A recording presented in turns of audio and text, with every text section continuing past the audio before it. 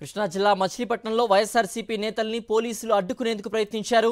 మాజీ మంత్రి పేర్ని నాని, వైఎస్ఆర్సీపీ నేతలు దేవినేని అవినాష్, మొండితోక జగన్మోహన్ రావు, దేవభక్తుని చక్రవర్తి వైఎస్ఆర్సీపీ విద్యార్థి విభాగం నేతలను చెలో మెడికల్ కాలేజీ నిరసనకు వెళ్లకుండా అడ్డగించారు.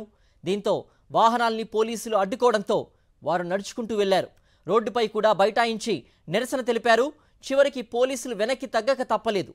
చెలో మెడికల్ కాలేజీ నిరసనను వైఎస్ఆర్సీపీ శ్రేణులు సక్సెస్ చేశాయి.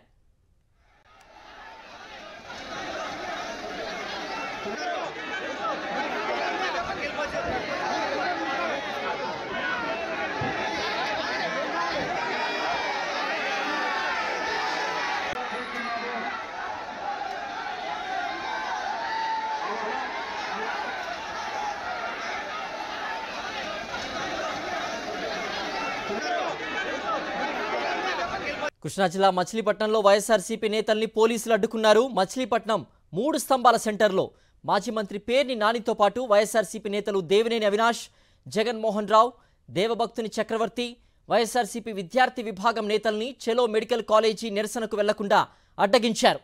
వైఎస్ఆర్సీపీ నేతల వాహనాల్ని పోలీసులు అడ్డుకోవడంతో వారు నడుచుకుంటూ వెళ్లారు. అయినప్పటికీ పోలీసులు వారిని నిలువరించారు. ముందుకెళ్లకుండా బలవంతంగా ఆపారు. దీంతో వైఎస్ఆర్సీపీ నేతలు అక్కడే రోడ్డుపై బైఠాయించి నిరసనకు దిగారు.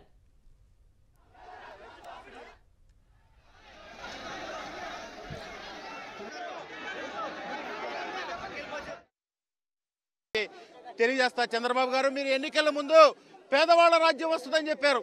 పేదవాళ్ళ రాజ్యం కాదు, ఈరోజు రాష్ట్రాన్ని ముక్కలు ముక్కలుగా విభజించి అమ్ముకునే పరిస్థితి ఈరోజు వస్తూ ఉంది.